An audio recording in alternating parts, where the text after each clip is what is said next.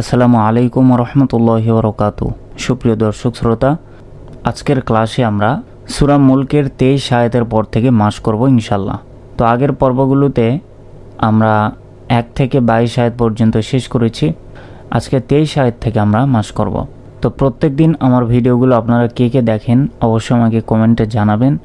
আর যারা চ্যানেলে নতুন তারা অবশ্যই চ্যানেলটি সাবস্ক্রাইব করে পাশে থাকা বেল আইকনটিতে ক্লিক করে অল করে রাখবেন। আর ভিডিওটিতে অবশ্যই একটি লাইক করবেন। আর কোরআন মাজিদ শিক্ষার বাকি ক্লাসগুলো আমাদের চ্যানেলের ভেতরেই পেয়ে যাবেন, সেখান থেকে আপনারা অবশ্যই প্রত্যেক দিন ক্লাস করবেন।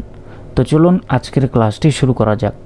আউযু বিল্লাহি মিনাশ শাইতানির রাজীম, বিসমিল্লাহির রহমানির রহিম। قل هو الذي أنشأكم قف لام পেশ قل হা পেশ হু ওয়া লাম জবর ওয়াল قل هو লাম জবর লা জালিয়াদের জি তিন আলিফ, কারণ ইয়ার উপরে চিকন চিহ্ন রয়েছে তাই এখানে তিন আলিফ পরিমাণ টেনে পড়তে হবে। قل هو الذي হামজা নুন জবর শিন জবর শা হামজা জবর আ কাপ মিম পেশ কুম আনশাআকুম, এখানে গুণনা হবেন কারণ নুন সাকিনার পর ইকফার অক্ষর শিন এসেছে। আনশাআকুম ওয়া জা আ লা ওয়াজা আলা লা কু মুস মিম সিন পেশ মুস সিন মিম জবর সাম আইন জবর আ লাকুমুস সামআ ওয়াল ওয়াও লাম জবর ওয়াল হামজা বা জবর আব, এখানে কলকলা, কারণ কফ তো বা জিম দাল এই 5 অক্ষরের যে কোনো একটি অক্ষরের উপর সেকেন্ড থাকলে সেখানে কলকলা বা প্রতিধ্বনির মতো উচ্চারণ করতে হয়, অর্থাৎ এক অক্ষর দুইবারের মতো উচ্চারণ হয়। যেমন হামজা বা জবর আব না বলে বলতে হবে আব ওয়াল আব। স এক আলিফ, কারণ জবরের বাম পাশে খালি আলিফ রয়েছে, সদ আলিফ জবর স র জবর র ওয়াল আব স র ওয়াল হামজা ফা জবর আফ হামজাজের ই, এই যে দেখুন ছোট্ট একটি হামজা নিচে, এটা হচ্ছে হামজাজের ই। দাল জবর দা তা জবর তা ওয়াল আফ ই দা তা, ওয়াকফা করলে শেষের অক্ষরে সেকেন্ড হিসাবে উচ্চারণ করতে হবে। আর এইখানে আরেকটি বিষয়, সেটা হচ্ছে এখানে দেখুন শেষের অক্ষর গোল তা রয়েছে, তো গোল তা যদি শেষে থাকে এবং সেখানে যদি আমরা ওয়াকফা করি তাহলে এই তাকে হা হিসাবে উচ্চারণ করতে হবে, অর্থাৎ ওয়াল আফ ইদাহ। قل هو الذي أنشأكم وجعل لكم السمع والأبصار والأفئدة কব জবর ক লাম ইয়াজের লি এক আলিফ, কারণ জেরে বাম পাশে জজমওয়ালা ইয়া রয়েছে। কলি লাম মিম জবর লাম গুন্না, কারণ দুই জবর এটা হচ্ছে তানবিন, তানবিনের পর অক্ষর মিম, তাই এখানে গুন্না করে পড়তে হবে। লাম মিম জবর লাম মিম আলিফ জবর মা কলিলাম মা তাশ শিন জবর তাশ কাপ পেশ কু র পেশ রু নুন জবর না তাশকুরুনা, ওয়াকফা করলে তাশকুরুন তিন আলিফ কলিলাম মা তাশকুরুন কফ লাম পেশ কুল হা পেশ হু ওয়াও লাম জবর ওয়াল হুয়াল লা রি হুয়াল্লাযী যা র আ কুম কাপ মিম পেশ কুম যার আকুম ফিল ফালামজের ফিল হামজা রজবর আর দজ্জের দুই ফিল আর দুই ওয়া ই লাই হি তুহ তাহা পেশ তুহ শিন জবর শাহ র পেশ রু নুন জবর না তুহ শারুনা, ওয়াকফ করলে তুহ শারুন তিন আলিফ قل هو الذي ذرأكم في الأرض وإليه تحشرون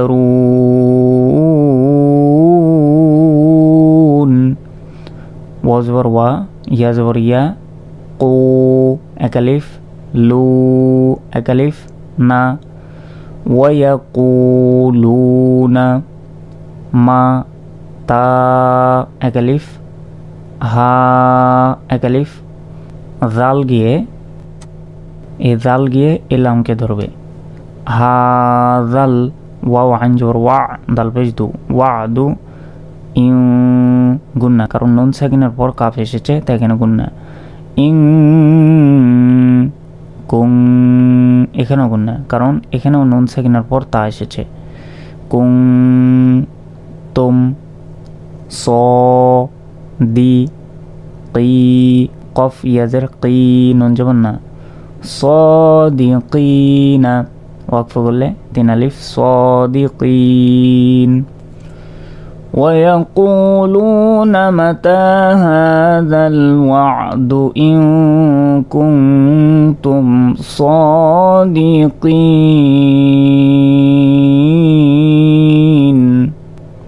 قف لام পেশ قل হামজা নুন জের ইন ওয়াজিব গুন্না নুন জবর না ইন্না মিম লাম জবর মাল ইন্না মাল আইন লাম জের আইল মিম পেশ মু ইলমু আইন নুন জের আইন গুন্না, কারণ নুন সাকিনের পর দাল অক্ষর এসেছে, এটি ইকফার অক্ষর। আইন দাল লাম জবর দাল লাম খারা জবর ল হাজের হি দাল্লাহি ওয়াকফ করলে দাল্লাহ। এখানে লাম খারা জবর লা হয়, কিন্তু এই আল্লাহ শব্দের ডান পাশে যদি জবর থাকে তাহলে এই লামকে ল হিসাবে উচ্চারণ করতে হবে। ইনদাল্লাহ কুল ইন্নামাল ইলমু ইনদাল্লাহ ওয়া জবর ওয়া হামজা নুন জের ইন ওয়াজিব গুন্না নুন জবর না মিম আলিফ জবর মা 3 আলিফ, কারণ উপরে চিকন চিহ্ন। ওয়া ইন্নামা হামজা জবর আ নুন আলিফ জবর না আনা। প্রিয় দর্শক, আমি গত ভিডিওতে বলেছিলাম যে আনা শব্দটি টানতে মানা, অর্থাৎ কোরআন মাজিদের যেখানে আনা শব্দ আসবে সেখানে একালিফ যে টেনে পড়তে হয় সেটি টেনে পড়া যাবে না। এখানে দেখুন জবরের বাম পাশে খালি আলিফ রয়েছে, তাই এখানে একালিফ হতো, কিন্তু আনা শব্দটি থাকার কারণে এখানে টানা যাবে না। আনা বলতে হবে আনা না জি জালে জি র মিম পেশ রুম গুন্না, কারণ তানমিনের পর মিম এসেছে, এটি ঈদগামের অক্ষর। নাযীরুম মিম পেশ মু বায়াজের বি নুন দুই পেশ নুন মুবিনুন ওয়াকফ করলে নাযীরুম মুবিন। ফা জবর ফা লাম মিম জবর লাম মিম আলিফ জবর মা এক আলিফ। ফালাম্মা র আও হু জুল ফা তা গুন্না, কারণ দুই জবর তানবিনের পর দুই জবর অর্থাৎ তানবিনের পর ইকফার অক্ষর সিন এসেছে। জুলফাতা সিনিয়াজে সি 4 আলিফ, কারণ উপরে মোটা চিহ্ন। আত সি আত উ জু হুল হালাম পেশ হুল লা জি না উজুহুল্লাযীনা কা ফা রু একালিফ ওয়া কি একালিফ, কারণ জের বাম পাশে জজমালা ইয়া লা ওয়াকিলা। হা জাল জাল লাম জবর জাল লাম জবর লা জাল্লা জি কুং গুন্না, কারণ নুন সাকিনের পর তা এসেছে, এটি ইকফার অক্ষর। কুং তুম এখানেও গুন্না, কারণ মিম সাকিনের পর বা অক্ষর এসেছে। বি হি তা দাল জবর তাদ দাল জবর দা তাদ্দা উ না ওয়াকফ করলে তাদ্দাউন 3 আলিফ। হাযাল্লাযী কুনতুম বিহি তাদদাউন।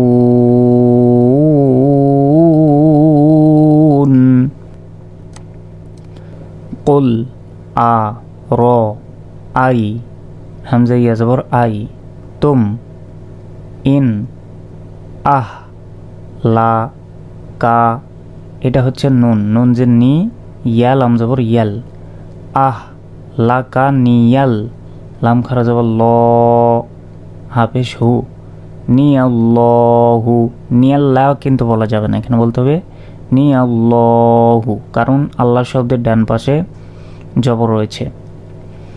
ওয়া মাম এই মিম গিয়ে এই নুনকে ধরবে না, কারণ এই মিমের পর নুনের উপর সাকিন রয়েছে, কিন্তু তারপরে অক্ষরে মিমের উপর তাসদিদ, তাই এই মিম গিয়ে সরাসরি এই মিমকে ধরবে। আর এখানে গুণনা হবে কারণ নুন সাকিনের পর মিম এসেছে। মিম মিম জবর মাম মিম জবর মা আইন জের আই ইয়া জবর ইয়া মা আইয়া আও র হি মা না একালিফ, এরপর এখানে ওয়াকফ মা আইয়া আও রহিমানা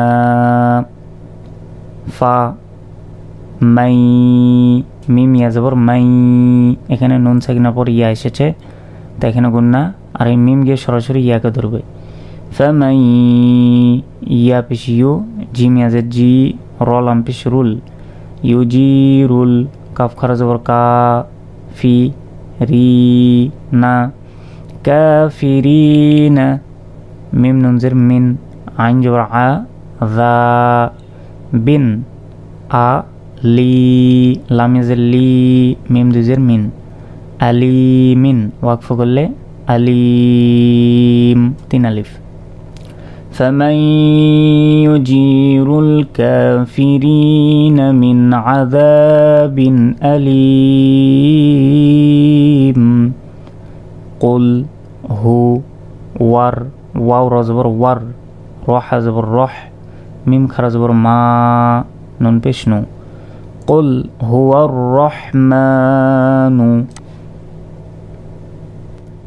হামজা খারা জবর আ মিম নুন জবর মান নুন আলিফ জবর না আমান্না বি হি ওয়া আ লাই লামিয়া জবর লাই হাজির হি ওয়া আলাইহি তা ওয়াক ওয়াও কাফ জবর ওয়াক কাপ লাম জবর কাল নুন আলিফ জবর না তাওয়াক্কালনা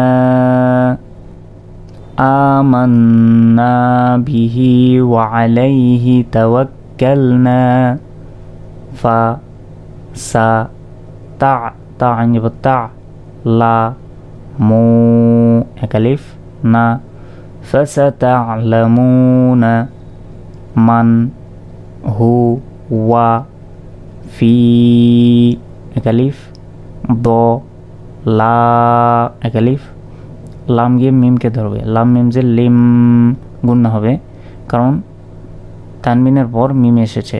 মিম পেশ মু বায়াজের বি নুন দুজের নিন মুবিনিন ওয়াকফা করলে মুবিন তিন আলিফ। মান হুয়া ফি দালালিম মুবিন। কুল আ র আই হামজা ইয়াজবর আই তামিম পেশ তুম আর আই তুম হামজা নুনজের ইন আস বা হা ইন আস বা হা মিম আলিফ জবর মা চার আলিফ ওপরে মোটা চিহ্ন উ হামজা এই দেখুন ওয়াওয়ের ওপর ছোট্ট একটি হামজা, তো ওয়াওয়ের উচ্চারণ কিন্তু এখানে হবে না কারণ এই ওয়াও অক্ষরের উপর হামজা রয়েছে, তাই এখানে হামজার উচ্চারণ হবে হামজা পেশ উ মা উ কাপ মিম পেশ কুম মা উ কুম গৌ গই নজবর গৌ র দুই জবর রন গৌ রং গুণনা, কারণ এই দুই জবরের পর পরের অক্ষরটি ফা, এটি হচ্ছে ইকফার অক্ষর, তাই এখানে গুণনা। তো ফা জবর ফা মিম ইয়া জবর মাই ফা মাই এখানে গুণনা, কারণ নুন সাকিনের পর ঈদগামের অক্ষর ইয়া এসেছে। ফা মাই ইয়া হামজা জবর ইয়া তা ইয়াজের তি, কাপ মিম পেশ কুম, এখানেও গুণ না, কারণ মিম সাকিনের পর বা এসেছে। ইয়া তি কুম, বাজের বি, মিম আলু জবর মা, চার আলিফ, কারণ উপরে মোটা চিহ্ন রয়েছে। বিমা, হামজা মিমজের ইম, এখানেও গুণ না, কারণ দুই জেরের পর মিম এসেছে। মিম জবর মা, আইন ইয়াজের আই, নুন দুজের নিন, মা আইনিন। ফামান ইয়াতিকুম বিমাইম মাইন।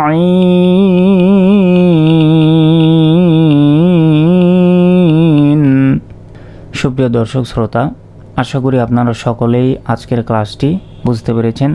তো আজকের ক্লাসের মাধ্যমে সূরা মুলক শেষ হলো।